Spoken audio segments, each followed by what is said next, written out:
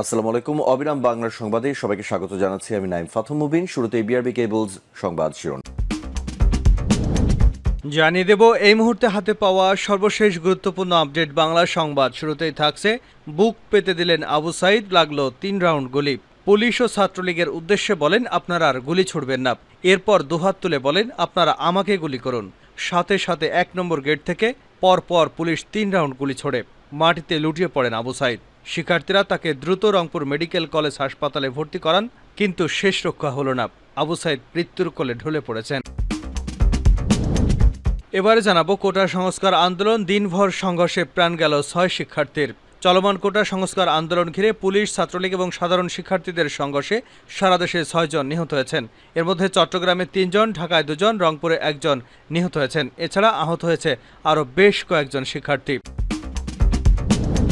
জানাবো, গুলি করে চলমান কোঠাবিরোধী আন্দোলন বন্ধ করা যাবে না বলে হুঁশিয়ারি দিয়েছে গণতন্ত্র মঞ্চের নেতারা। মঙ্গলবার বিকেলে ঢাকায় জাতীয় প্রেস ক্লাবের সামনে গণতন্ত্র মঞ্চের উদ্যোগে চাকুরিতে কোঠা সংস্কারের দাবিতে আন্দোলনরত শিক্ষার্থীদের উপর হামলার প্রতিবাদে বিক্ষোভ সমাবেশে একথা বলেন তারা।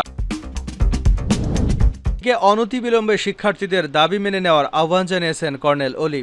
সরকারি চাকুরিতে কোটা বাতিলের 1 দফা দাবিতে আন্দোলনকারীদের সঙ্গে ছাত্রলীগ পুলিশের ব্যাপক সংঘর্ষ, ধাওয়া পাল্টা ধাওয়ার ঘটনা ঘটেছে। এতে সারা দেশে পর্যন্ত 6 জন নিহত হয়েছেন।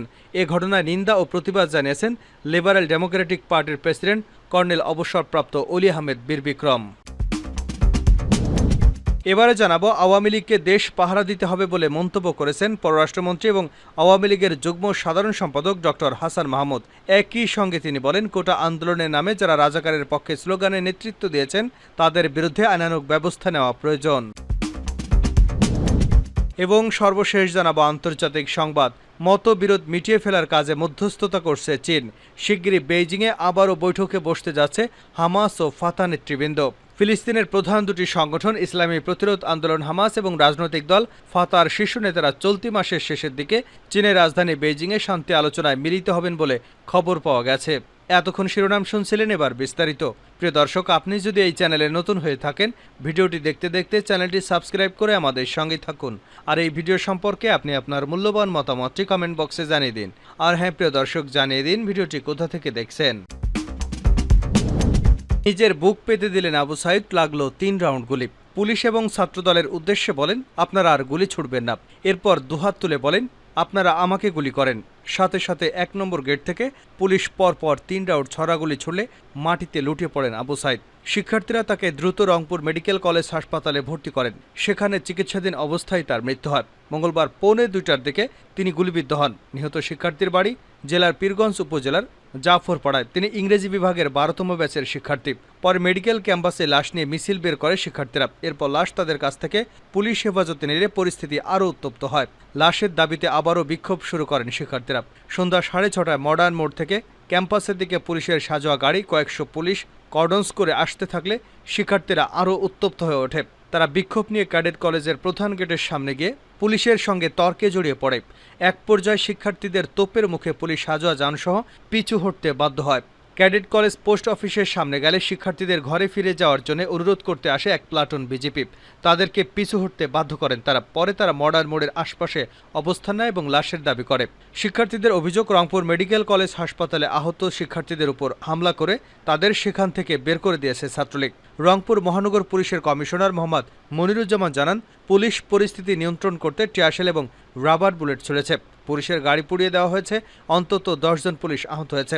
এ ঘটনায় এক শিক্ষার্থী মারা গেছে। পরিস্থিতি নিয়ন্ত্রণ করবার চেষ্টা হচ্ছে। এদিকে নিহতের বাড়ি পীরগঞ্জের জাফরপাড়ায় চলছে শোক। তার বাবা মকবুল হোসেন আওয়ামী লীগের একজন সক্রিয় কর্মী বলে জানা গেছে। কোটা সংস্কার আন্দোলন, দিনভর সংঘর্ষে প্রাণ গেল 6 জনের। চলমান কোটা সংস্কার আন্দোলন ঘিরে পুলিশ, ছাত্রলীগ এবং সাধারণ শিক্ষার্থীদের সংঘর্ষে সারা দেশে 6 জন নিহত হয়েছেন। এর মধ্যে চট্টগ্রামে 3 জন, ঢাকায় 2 জন এবং রংপুরে 1 জন নিহত হয়েছেন। এছাড়া আহত হয়েছেন আরও অনেকে।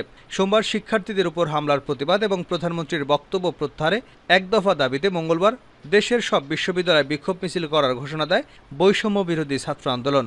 অপরদিকে মহান স্বাধীনতাকে কটাক্ষ করে রাজাকারের সাফাই এবং সাধারণ শিক্ষার্থী ও নেতাকর্মীদের উপর হামলার প্রতিবাদে একই দিন বিক্ষোভ সমাবেশের ডাক দেয় বাংলাদেশ ছাত্রলীগ।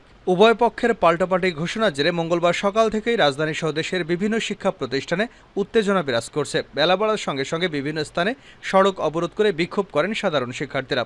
পাশাপাশি ছাত্রলীগের নেতাকর্মীরাও বিভিন্ন শিক্ষা প্রতিষ্ঠানে অবস্থান নেন।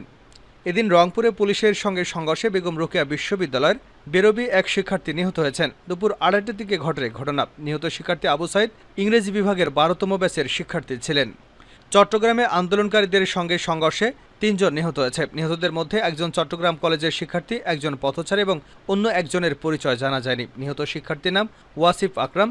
তিনি চট্টগ্রাম কলেজের সমাজবিজ্ঞান বিভাগের 4র্থ বর্ষের শিক্ষার্থী। ঢাকায় 2 যুবক নিহত। কোটা সংস্কার আন্দোলন ঘিরে মঙ্গলবার সংঘর্ষে ঢাকায় 2 যুবক নিহত হয়েছেন। এর মধ্যে ঢাকা সিটি কলেজের পাশ থেকে রক্তাক্ত অবস্থায় শাহজাহান 26 নামের এক যুবকের মরদেহ উদ্ধার করা হয়েছে। তার মাথায় আঘাতের চিহ্ন ছিল। সন্ধ্যা 7:15টার দিকে তাকে ঢাকা মেডিকেল কলেজ হাসপাতালে নেওয়া হলে চিকিৎসক মৃত ঘোষণা করেন। নিহতের খালু মুসালেম জানান, শাহজাহান নিউ মার্কেটের ফুটপাতে পাপোশের ব্যবসা করতেন। শাহজাহানকে উদ্ধার করে প্রথমে পপুলার হাসপাতালে নেওয়া হয়।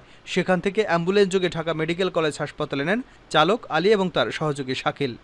এর আগে ঢাকা কলেজ এলাকায় সংঘর্ষে অজ্ঞাত পরিচয় এক যুবক 27 নিহত হয়েছেন।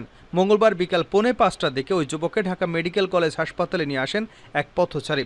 পরে বিকাল 5:15টার দিকে চিকিৎসক মৃত ঘোষণা করেন। মঙ্গলবার দিনভর রাজধানী ছিল রণক্ষেত্র। কোথাও পুলিশের সঙ্গে সংঘর্ষে জড়িয়েছে কোটার সংস্কার আন্দোলনকারীরা, আবার কোথাও শিক্ষার্থীদের উপর হামলা চালিয়েছে ছাত্রলীগের নেতাকর্মীরা। সন্ধ্যার পর রাজধানী জুড়ে বিক্ষিপ্ত সংঘর্ষ চলে। ঢাকা বিশ্ববিদ্যালয়ের জগন্নাথ হল, কেন্দ্রীয় শহীদ মিনার, ঢাকা কলেজ এলাকা, সায়েন্স ল্যাব মোড়, মহাখালী এলাকায় থেমে থেমে সংঘর্ষ চলছে। ঢাকার বাইরেও দিনভর বিভিন্ন শিক্ষা প্রতিষ্ঠানে পুলিশ, ছাত্রলীগ এবং শিক্ষার্থীদের মধ্যে থেমে থেমে ত্রিমুখী সংঘর্ষ চলে। গুলি করে আন্দোলন বন্ধ করা যাবে না, গণতন্ত্র মঞ্চ। গুলি করে চলমান কোটাবিরোধী আন্দোলন বন্ধ করা যাবে না বলে জানিয়েছেন গণতন্ত্র মঞ্চের নেতারা। মঙ্গলবার বিকেলে ঢাকায় জাতীয় প্রেস ক্লাবের সামনে গণতন্ত্র মঞ্চের উদ্যোগে চাকুরিতে কোটা সংস্কারের দাবিতে আন্দোলনরত শিক্ষার্থীদের উপর হামলার প্রতিবাদে বিক্ষোভ সমাবেশে একথা বলেন তারা। গণতন্ত্র মঞ্চের অন্যতম নেতা, রাষ্ট্র সংস্কার আন্দোলনের প্রধান সমন্বয়ক হাসনাত কায়ুমের সভাপতিত্বে সমাবেশে বক্তব্য রাখেন নাগরিক ঐক্যের সভাপতি মাহমুদুর রহমান মান্না, বিপ্লবী ওয়ার্কার্স পার্টির সাধারণ সম্পাদক সাইফুল হক, গণসংহতি আন্দোলনের প্রধান সমন্বয়কারী জোনায়েদ সাকি, জাতীয় সমাজতান্ত্রিক দলের সিনিয়র সহসভাপতি তানিয়া রব সহ আরও বেশ কয়েকজন নেতা। মঞ্চের শীর্ষ নেতারা বলেন, পুলিশ সারা দেশে ন্যাক্কারজনকভাবে শিক্ষার্থীদের উপর গুলি চালিয়েছে। এতে সংবাদ মাধ্যমে দেখা যাচ্ছে রংপুরে রোকেয়া বিশ্ববিদ্যালয়ের একজন শিক্ষার্থী, চট্টগ্রামে 3 জন, ঢাকায় 2 জন শিক্ষার্থী, মোট 6 জনকে নিহত করা হয়েছে। এই ভয়াবহ নৃশংস হত্যাকাণ্ডে আমরা সহ পুরো জাতি স্তব্ধ। নেতারা বলেন, গত 2 দিন ধরে সারা দেশে সরকার তার পুলিশ এবং হেলমেট বাহিনী ছাত্রলীগকে দিয়ে ঢাকা বিশ্ববিদ্যালয় সহ দেশের বিভিন্ন পাবলিক বিশ্ববিদ্যালয় অস্ত্রশস্ত্র যোগে সাধারণ শিক্ষার্থীদের উপর নৃশংস হামলা করেছে। এই নৃশংস ফলাফল হল শিক্ষার্থীদের মৃত্যু এবং হত্যাকাণ্ড। তিনি আরও বলেন, আওয়ামী লীগ সরকার দানবীয় পদ্ধতিতে দেশটায় আতঙ্ক তৈরি করতে নিরস্ত্র শিক্ষার্থীদের উপর হামলে পড়েছে। এখন দেশবিরোধী করণীয় হলো এই ফ্যাসিবাদী